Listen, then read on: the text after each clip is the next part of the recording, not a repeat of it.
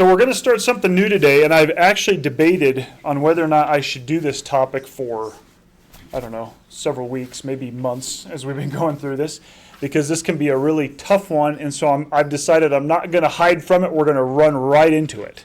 Okay, you're like, what in the world are we talking about? Because it's just controversial. There's a lot of different views in the church on this, and so we're going to unpack it. It's going to take some time, but we're going to spend some time in it because I think it's worth discussing. What position should the Christian take regarding the nation of Israel? From certain perspectives, it may just seem like a no-brainer. You know, bless those who curse those who curse you.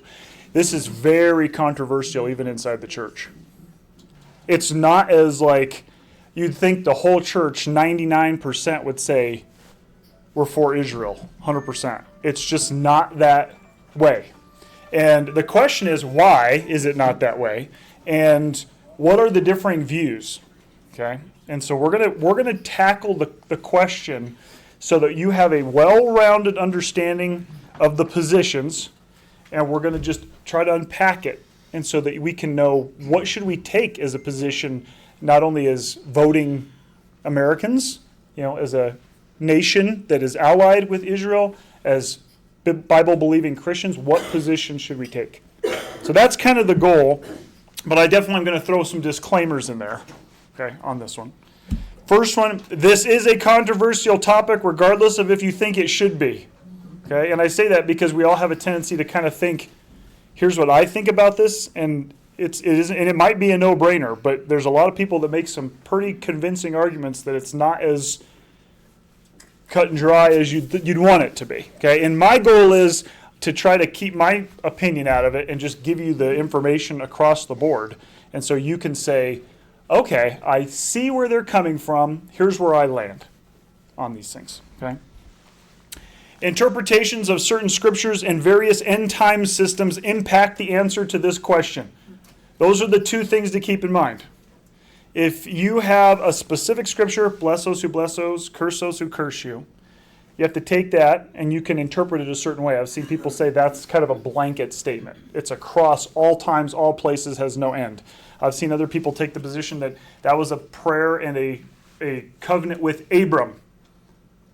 And so when Abram got to the promised land, it was only for him.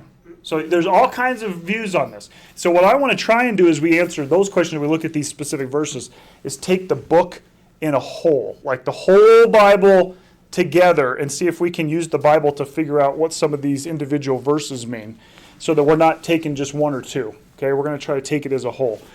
What about the end times systems? What does that have to do with anything when it comes to Israel? So there's dispensational views. There's non-dispensational views. Dispensation, somebody tell me what a dispensation is. Anybody know? Kind of like the ages. Ages, yeah. So like a dispensation is there's this thing happens during this time, and then this thing ends and we start something new. And then this happens, and then we start something new, and this happens. And so there's some systems that are called dispensational systems. They believe in going through these dispensations of time, church age, and you get to the second coming. And so when I say end time systems, does the nation of Israel play into end times? In all the systems they do, but in different ways. And so if you think Israel has to have this happen or has to have that happen or this needs to take place and so we should be doing this or that, because of an end time system, it's going to impact how you approach the nation. Okay? And so my goal is to kind of take the things maybe you've always believed on some of these things and just walk us through how you got to that point so you can see, that's why I'm thinking this way about Israel. And I want to just kind of lay all bare so that you just kind of have to stop and look at all the systems and say, really, what should I do with Israel? Should I support it or not? What should I do? Okay. So it is going to take some time. Yeah, that's my disclaimer. I thought, well, this is not going to be a 1 week thing. Probably won't be a 2 week thing. It's going to take some time because we're probably going to have some discussion. And I want to do this very slowly because there's a lot of intertwined pieces here. And this is a really important topic, right? Very important topic. So here's some goals I have. Understand the various views, even if you don't agree with them, so that you're informed and equipped to discuss with others. Not everyone is going to think what you think. Surprise, surprise, right? And so it's good to know what other people think on this so you can engage in a meaningful discussion and have these types of talks, okay? The last thing I want is for Christians to walk in and we think that we live in like this vacuum, echo chamber where we only have this one view, and then as soon as we approach some other Christian that is a Bible-believing, God-fearing, Christ-centered Christian and they have a differing view, we go, they're a heretic. No, they're not necessarily a heretic. They just understand the text a little bit different. They're trying to navigate to the same end, but they may have ended in a different spot. And how come? So it's important to know those things as we interact with each other. I want to look at the individual scriptures in context and in light of the whole Bible. Okay? I'm always going to take and say, I'm not going to take one scripture and run with that. We're going to look at that, and we're going to look at how it applies to other texts, and we're going to look at what's the entirety of the book say to help us guide our interpretation of a particular scripture. Okay? I don't like taking stuff on one-offs. We got to know what the whole message is. Okay? So we're going to look at that. Be careful to separate supported opinion from solid facts. I might be able to make a case for what I think, but it might be different than what we actually have. We can just like plant a flag in and say this is definitive. Okay? And so I think we have to sort through some of that, and I'll do my best to try to point those things out. When is it someone's opinion? When is it something we can really count on? Okay? We're going to do our best to determine what God wants us to believe about Israel in 2024. That's kind of the whole point of this, navigating America's issues. Israel's been a big one. And, we've had speakers come. There's a lot of activity around drumming up support for Israel because of all the stuff they've been going through with the attacks and the war they're in. And what should we believe about them from a Christian perspective? And then we'll talk about some of the geopolitical stuff too. Like what should we do as a nation with them? Okay, so hopefully the first part can guide us into the second part. That's kind of the goal. So here's our outline. We're going to talk about the biblical origin of Israel. Okay, you might think, I got that one down. Well, there's quite a bit to this. So we're going to talk about the biblical origin. We're going to talk about the covenants. Okay, you might be able to say covenant or covenants, because are there different contracts that God made with Israel? There is. You have an Abrahamic covenant, you have the Davidic covenant, you have the Mosaic covenant. These are all throughout their history, and we need to know, did one change the other? Was one just an addition to the other? Was one finished and a new one started? And then, of course, you have what we have in the New Testament, which is the new covenant. Does it surpass all the others? Replace them? We got to figure this out, okay? Romans 11, maybe the most controversial section of Scripture, and it talks about what's going to happen with Israel, and Paul's describing about how the Gentiles were brought in. Israel was made, to be jealous, and the grafting and the tree, and then he uses this terribly vague phrase that everyone gets hung up on. It says, all Israel will be saved. And there is 1,000 interpretations of what in the world did he mean by all Israel will be saved. So we're going to talk about Romans 11, okay? God's future plans for Israel. What are they? What are the plans? Because that's an important one. If he says, hey, they're going to rise to the top, they're going to rule the earth, and I'm going to sit on the throne, we're probably going to want to be a part of that, right? Yep. So we're going to make sure we cross that bridge. The biblical view and the geopolitical view, do they match up? Should what we do as a country and a nation in support of another nation, is it the same as what we should do individually when it comes to the Jewish people in Israel from a biblical perspective? Or are there some points of difference? Okay, so I know I'm kind of throwing a lot out there. That's why I said this may take a little time because I've got a lot of stuff I want to hit with this one. So let's talk about this one. This is where we're going to be at today. The origin of Israel. Okay, what is their origin story? Where did they come from? It's going to be a lot of verses today. Okay, we're going to look at a lot of verses. Genesis 12, you've probably heard this one. It's a famous one. Now the Lord said to Abram, go from your country and your kindred and your father's house to the land that I will show you, and I will make of you a great nation, and I will bless you and make your name great, so that you will be a blessing. I will bless those who bless you, and him who dishonors you I will curse, and in you all the families of the earth shall be blessed. Okay? Notice it's Abram. It's not Abraham yet. This is before he gets his name changed. Okay? This is right out of the chute. Now, here's a quick test. What happened right before this? What's the event right before this that's recorded around Genesis 10, Genesis 11? The flood. You had the flood and you have the Tower of Babel. Yep, so Genesis 6 is the flood. Right after that, 7. And then you have the Tower of Babel. What happens at Babel? They get scattered. The people get scattered. And where do they go? Out to all the areas of the earth, and that's how the nations are born. And then what does God do right after he scatters them all? Confuses their language. Yeah, he confused them in order to scatter them too, right? But then what does he do? He says, this is my country. Okay, so all these other nations are out there now, but he says, I'm going to have one that's mine, my inheritance, my portion. Okay, this is my country. And so he calls Abram. Okay, Abram wasn't some like perfect guy that God just said, he's so worthy, he specifically made a choice to him for his nation to come from his lineage. Okay? It was God's decision. God's behind all this, right? So he makes a couple promises to him and tells him kind of what's going to happen, right? So what's his plan? Well, he's going to make Abram and his descendants into a great nation. You got that right from the text. So that's the origin. Okay, I'm telling you what my plan is here. I'm going to take you, I'm going to take your kids, I'm going to turn you into a country. Okay? And we're seeing that. We kind of know the rest of the story so we can see how it did. But this is at the very beginning. Okay, very beginning.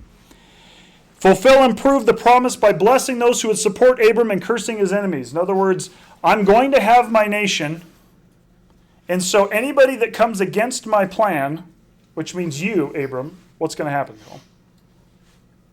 You get cursed. It's not going to be good. It's not going to be good. But those who help you and those who support this plan of mine to build you into a great nation, what am I going to do with? Yep. They're going to see the benefits of supporting you.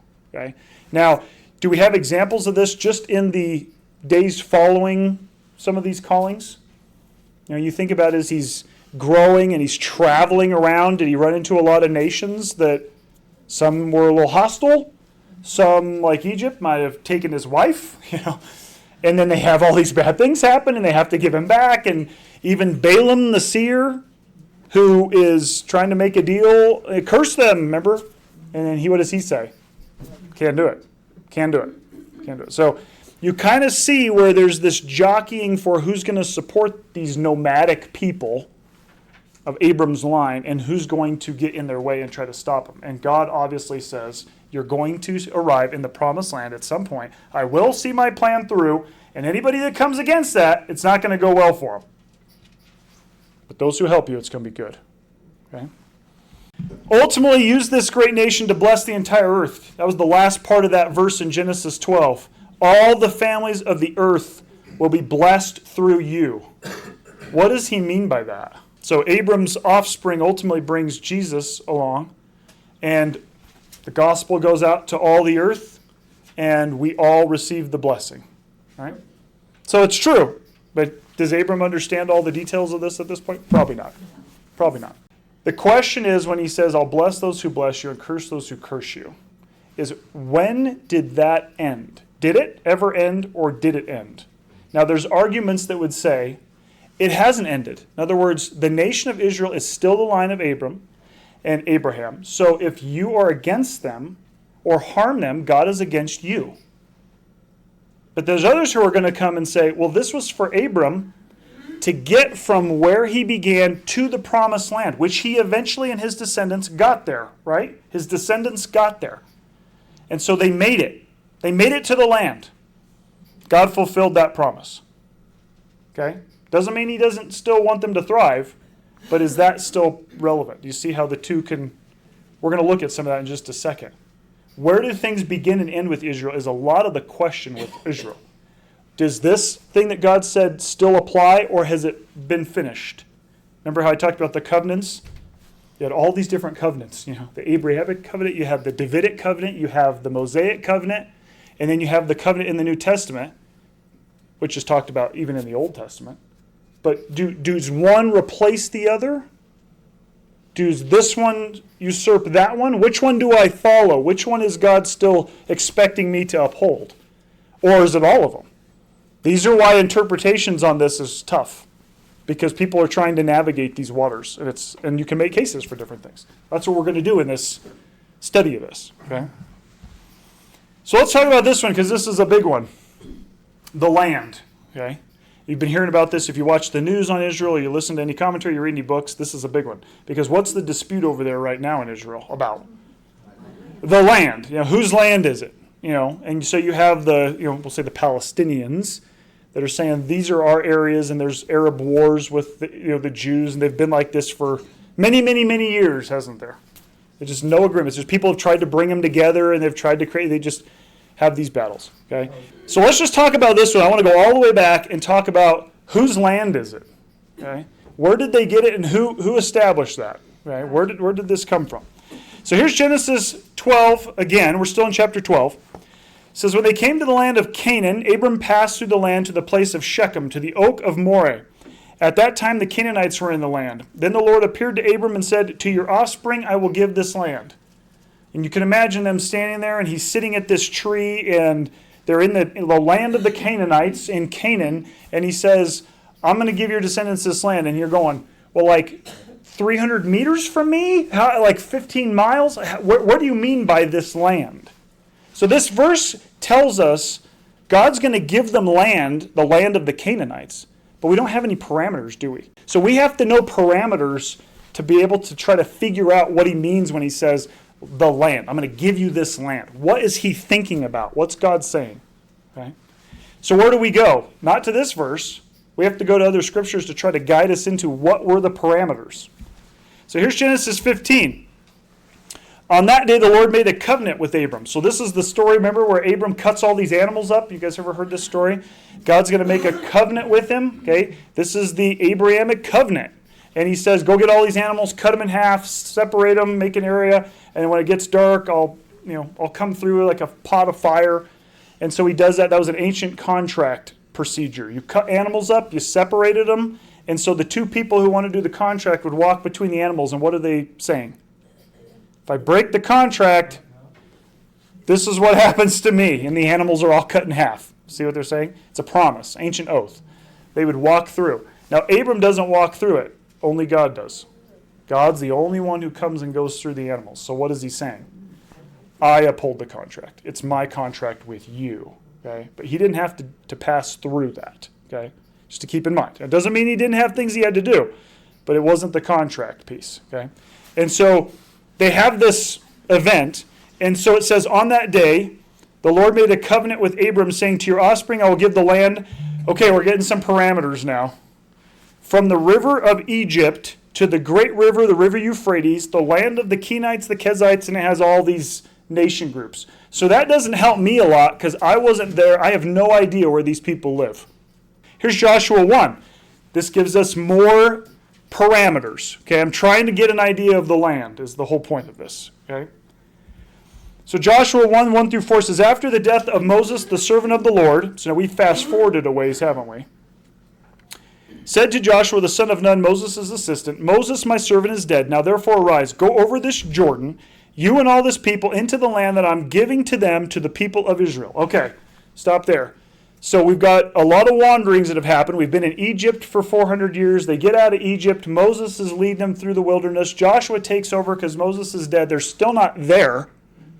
And God says, okay, Joshua, here's the deal. You're going to go over the Jordan with all the people, and over there somewhere is where the land is that I'm going to give to the people of Israel. Is this the same land he was talking about with Abram? It would seem to be, right? They haven't got the land yet, so when did they get the land? They're still in the process. They're on their way. And so he says, I'm going to give it to them, the people of Israel. Every place that the sole of your foot will tread upon, I have given to you, just as I promised to Moses. From the wilderness and this Lebanon, as far as the great river, the river Euphrates, all the land of the Hittites to the great sea toward the going down of the sun shall be your territory. Got some more parameters. You've seen the river Euphrates show up twice now, right? So that might be an important, piece to help us. Now this is probably maybe the most detailed. So you don't have to memorize this one. This is not a Bible verse you memorize, at Awana, okay? But it's important. The Lord spoke to Moses. So this is before Moses died. Command the people of Israel and say to them, when you enter the land of Canaan, this is the land that shall fall to you for an inheritance. The land of Canaan is defined by its borders. Okay, now this is where we get into the good stuff. Your south side shall be the wilderness of Zin alongside Edom, and your southern border shall run from the end of the salt sea on the east, And your border shall turn south of the accent of Akrabim and cross to Zin, and its limit shall be south of the Kadesh Barnea. Then it shall go on to Hazar Adar and pass along to Asmon. Got it? Who would like to come draw a map? No. And the border shall turn from Asmon to the brook of Egypt, and its limit shall be at the sea. For the western border you shall have the great sea and its coast. This shall be your western border. This shall be your northern border. From the great sea you shall draw a line to Mount Hor. From Mount Hor you shall draw a line to Lebo Hamath, and the limit of the border shall be to Zedad. Then the border shall extend to Ziphron, and its limit shall be at Hazor Enan. This shall be your northern border. Got it? Let's go on. You shall draw a line for your eastern border from Hazar Enan to Shepham, and the border shall go down from Shepham to Riblah on the east side of Ain. And the border shall go down and reach to the shoulder of the sea of Chinnereth on the east, and the border shall go down to the Jordan, and its limit shall be at the Salt Sea. This shall be your land as defined by its borders all around. So God did give some pretty detailed description pieces here of where the borders were. Now the question is this the same land that he told Abram about? He says this is the land I'm giving to you and give to the Israelites, giving to the people, but is this the same land that he said I'm giving to Abram? I would take this as they hadn't got there yet. So this is, when they get into the actual land, it's like, okay, now I'm going to get detailed. So God says, Abram, I'm going to get your descendants to the land. Now that we're actually right there, I got to give you some more instructions because you need to know what land I'm talking about. Makes sense, doesn't it? Going on, Moses commanded the people of Israel, saying, this is the land that you shall inherit by lot, which the Lord has commanded to give to the 9 tribes and to the half tribe. Okay, wait a second. So who's getting what now? Because you just gave me a bunch of parameters, and I thought this was for the 12 tribes of Israel. And now you said this is the land for the 9 tribes and the half tribe, which I'm going to show you a picture to try to clarify this in a second. But you can see how it's kind of like, so is there other, we got some other tribes here that are not included in this particular boundary, but there's maybe another one. It says, for the tribe of the people of Reuben by father's house, and the tribe of the people of Gad by their father's house have received their inheritance, and also the half tribe of Manasseh. Remember? Think of Joseph's kids. He's got these 2 kids. The 2 tribes and the half tribe have received their inheritance beyond the Jordan, east of Jericho, toward the sunrise. So this is for the 9.5, but the others, they already got theirs, and he kind of gives some very generic description. It's going to be beyond the Jordan, east of Jericho, toward the sunrise, which is to the east, right? So I'll show you a picture. So here's a good picture. So you see the gray area? That's the other 2.5 tribe area. Okay? That's the area they had. But the green area is all of the parameters according to Numbers 34. Wow. Okay? So you can kind of see where Jerusalem is there, down on the lower part. Joppa, Shechem, it goes all the way up. Tyre, Sidon, you got all these places if you go off the Numbers 34 description. But you can see, look how far down it goes. You're down here where Egypt is.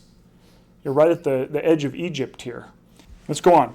Joshua 21, here's what he says. Thus, they go in and they take it. Okay, they're in the land now, and here's what it says. Thus the Lord gave to Israel all the land that he swore to give to their fathers. Period, hard stop for a minute. What does that say? He fulfilled his promise. I gave you all the land I promised your fathers I would give you. Now this is where things can divert many times. Because people will say, the Abrahamic covenant, done. Fulfilled. God, it's right here. Joshua says, God gave it to you. Now, it doesn't necessarily mean God's done with it, but you could make the case that God he's performed his part of the contract, right? What was the agreement? I'm going to get you into a land and for your descendants. So, and the Lord gave them rest on every side, just as he had sworn to their fathers. Not one of all their enemies had withstood them, for the Lord had given all their enemies into their hands. Sounds like curse those who curse you, doesn't it? Not one word of all the good promises that the Lord had made to the house of Israel had failed. It all came to pass. Now that can be a controversial last few words. Because it doesn't say it will still come to pass. What does it say? Now, what perspective is Joshua the author writing from? God did it. He performed what he promised in the contract. He did it. He got us into the land. We're here. Done. Or, no, yeah, we got into the land, but God's got more for us. We get to keep this land forever. It'll be here in the next, the new heavens and the new earth. We'll still have the land. The question is, what do you mean by came to pass? Like it's done or it's still going? Or both? The reason I throw this at you is just to get you thinking. I'm not trying to throw your whole system or make you stop and really like blow your mind. But I want you to understand that this is complicated to some degree because people will read this and say, God did it. He performed what he had to do. Obligation over. Period. And others will say, no, he's not done. He's got more plans for Israel. And I think there's support for that biblically as well, which we're going to look at in the coming weeks. But I want to just give you the origin so you can see from an Old Testament perspective where Joshua and the Israelites are coming from and what Joshua is basically telling them. God hasn't abandoned us. He got us there. He kept our enemies away. He defeated our enemies before us. We made it here and we're there. We made it. God did it. He goes on to say, and now I'm about to go the way of all the earth. So he knows he's about to pass away. And you know in your hearts and souls, all of you, that not one word has failed of all the good things that the Lord your God promised concerning you. All have come to pass for you, not one of them has failed. So he's using this to say, looking back at what God said would happen, it's all happened. You've arrived, you're there, here we are. We have now the law of Moses to guide us. So now you have the Mosaic law. That's the contract, right? The Ten Commandments, the Levitical law. This is how we're going to operate, and we're a nation, we're here, we've got our land. Was he good on his word? 100%. 100%. Goes on to say, but just as all the good things that the Lord your God promised concerning of you have been fulfilled for you, so the Lord will bring upon you all the evil things until he has destroyed you from this good land that the Lord your covenant has given to you. Here's the key word. It's 2 letters. If. And this is where it causes a lot of controversy. Is God's covenant, because he says, if you transgress the covenant of the Lord your God, which we would say probably is the Mosaic covenant at this point, okay? Moses' law, which he commanded you, and go and serve other gods and bow to them. So, what's going to happen if we break the contract? And God's going to be your enemy. He's going to drive you out of this land, and he's going to scatter you. Okay? The if key word here creates the question of, was the contract conditional or unconditional? Conditional. It sounds like there's a condition, if, right? But how does God approach that? I mean, is the contract like, okay, you break the contract, that's it, it's over. The contract's gone. Throw it out. And actually, Paul talks about this in Romans. He says, for the sake of the descendants, God did these things. Like he's gonna bring revival. Basically, he promises that, to make the Jews jealous through the Gentiles in order to draw them back to himself. And it says specifically for the sake of the descendants. So is God a man or God a God of honor and promises? Yes, 100%. If he makes a promise, does he keep it? 100%. Is he loyal to those who serve him? Yes, he is. Love for 1,000 generations of those who serve me. He even says that, right? Because some people will say, well, if they transgress the covenant, God has no obligation to uphold this anymore. The land doesn't matter. And they broke it. But the reason I show this to you is because there is going to be a split in some Christian views, circles, that will say, God, they broke the covenant. They broke it again after Jesus. When I say broke it, did they reject the Messiah or did they receive the Messiah? They rejected him. So does God have an obligation to do anything besides scatter them again? See, these are the questions people are trying to come to the answers to. Is they have no special place in because they rejected the Messiah. And some will say, no, that's not how it works. God made a promise to Abraham, to David, to Moses, that he's going to make sure that they are always his nation and they will be restored at some point in the future. And there's other people who will say, I don't think so. They're just a nation like everybody else now. Their only thing to do is to become part of the church. National importance doesn't matter anymore. These are the views in Christianity. And it is, you probably could go to our church. If we took a survey, I'll bet you would find a plethora of people on various sides. I don't think it would be quite as one-sided as you'd expect. And it's because these are hard passages to try to figure out, what does God still think of the nation? Do they really matter ethnically? Does being an ethnic Jew matter to God anymore? Or does it not? Now, Joshua's writing this. What happens eventually? We're fast forwarding a little bit, but what happens to Israel? They turn to other gods. They go into, Idolatry. They get into apostasy, idolatry, and Assyria kills them in the north, and Babylon destroys them in the south. Yep. And they're carried off for years and years, and they really don't get back together for quite a while. They get back under Nehemiah, but then you look at the thousands of years in history, which we're going to look at in a coming week, here probably next week, where you see, wow, they weren't in the land for a long time. And if they were there, the Romans owned it, the Ottomans had it, that God brought them back. the Seleucids owned it, yeah, and there was times where God brought them back, okay? But they were never in charge of it, it didn't seem like, until you get to more recent times, in the 40s and so on. So let's go on from here. He will command you and go and serve other gods. He told them he's going to punish them if they basically turn away from the covenant, which they did. Let's fast forward to 1 Kings, okay?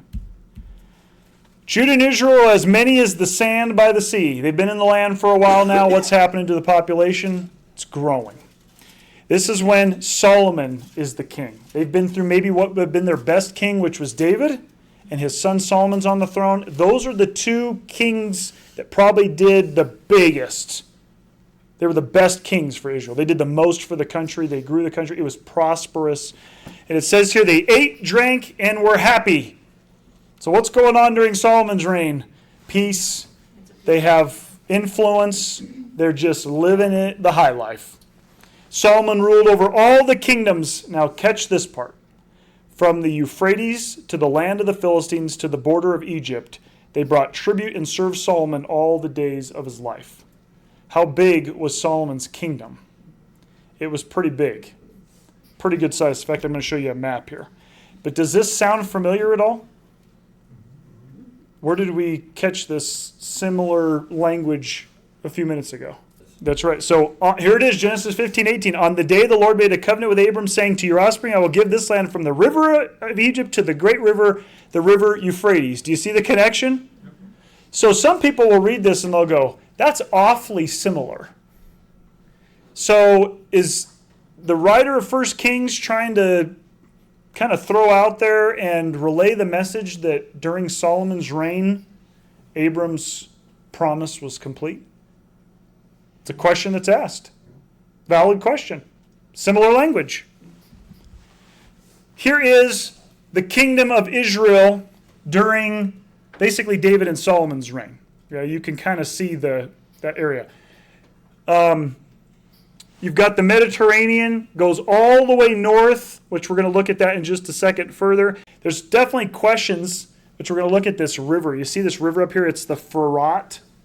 Up at the very, it's kind of that one that's where it says Assyria. It's underneath, looping around. The Furat river. Okay, what in the world is that river? I believe that's the Euphrates. That's the Euphrates River. Okay, that's a different name for the same river.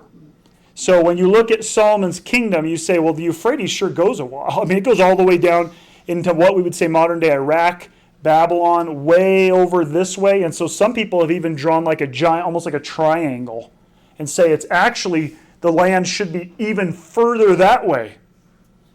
That's God promised, because it was to the great river Euphrates. Well, what part of the Euphrates, God? Which part? Because you said to the river Euphrates, but he did get to the river Euphrates in the north, would you agree? But did he make it to the river Euphrates to the east? Doesn't look like it, so what do you mean? How much land should he have had versus what he did have? See where this gets kind of murky? So let me show you a modern map. So you can see the Euphrates River right there, running down. It's called the Euphrates because this is a more modern map. But if you go all the way from Israel, here it is, up to the great river Euphrates, look how far up. He was into Syria. He just, if you really wanted to make the argument that the land included, basically the border was the river Euphrates all the way, you would have to say that Israel should have this all the way over and then back down, which means including basically almost all of Iraq, Saudi Arabia, Jordan, Israel, up through Syria and over. And they've never had all of that. But they have had what I just showed you in this picture, which is they have made it to the Euphrates River in the north. So, did they get it, or do they have more that they didn't get that God still has to give them? Because there are some people out there that are pro-Israel that will say they never actually got what God promised because they should have the Euphrates, they should have the land all the way over to the Euphrates that way, which means all of Iraq and Saudi Arabia area, and they've never got that. So see, it's not finished yet. God hasn't fulfilled the promise. You have to make a decision. And I want to show you here. Here's Genesis 2:14. The name of the third river is the Tigris, which flows east of Assyria. The fourth river is the Euphrates. If I take that into Bible software, you can see here, you see Euphrates? Pharat. P-R-A-T. See it? That's the ancient name of the Euphrates. So I'm just showing you how the name kind of changed, a little bit over time, but it is exactly the same river. That's just the ancient name for it, the Pharat. So there's a point of contention that pops up. Did Israel ever receive all the promised land? You could make the argument that yes, they did. But you could make the argument, no, they haven't. So how much land should they get? I guess we'll find out someday, maybe.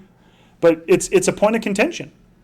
I think that what they have now is clearly included into this, so that's theirs.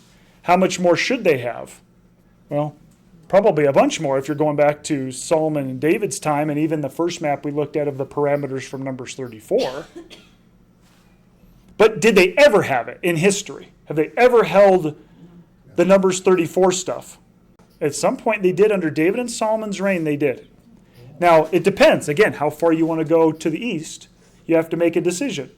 But you can say if we're saying the Euphrates to the north is enough, then you could say, yes, they did, under David and Solomon. Now, here's one of the caveats with this, is some will say, here's the views. Let me give these to you. Yes, under Solomon and David, they got it. Got the promised land. Ran the whole thing. No, the land was only subject to Solomon, not part of Israel. So they quote the same verse. But the people who say yes say, well, Solomon controlled it. He expanded the empire. He owned all this. Those who say no will say, yeah, but he didn't technically make it part of geographical Israel. He had areas where they were under subject to him. That's kind of where the debate falls. Well, technically they didn't. It wasn't theirs. He was just in control of it. Well, yeah, but he still owned it, still ran it, still paid tribute to him, still came to him. See where the debate can go off the rails? 1 Kings 4:20, Judah and Israel were as many as the sand by the sea. The 8 drank, were happy. Solomon ruled over all the kingdoms from the Euphrates to the land of the Philistines to the border of Egypt. Here's where it is. They brought tribute and served Solomon all the days of his life. Who are they? The governors, the people that were over in these different areas. So do they qualify as the land or do they not? Because they technically are not like Israel. That's a debate. There's a big discussion that goes on that. And so what I'm going, well, what should Israel have? Like what should they have in all these debates and discussions going on? Well, if I were to go to the biblical numbers parameters, it sure seems like they should have all that land. That's what God gave them. That's what they had. That's what they inhabited. Solomon and David had that area. That was theirs. Okay, that's theirs.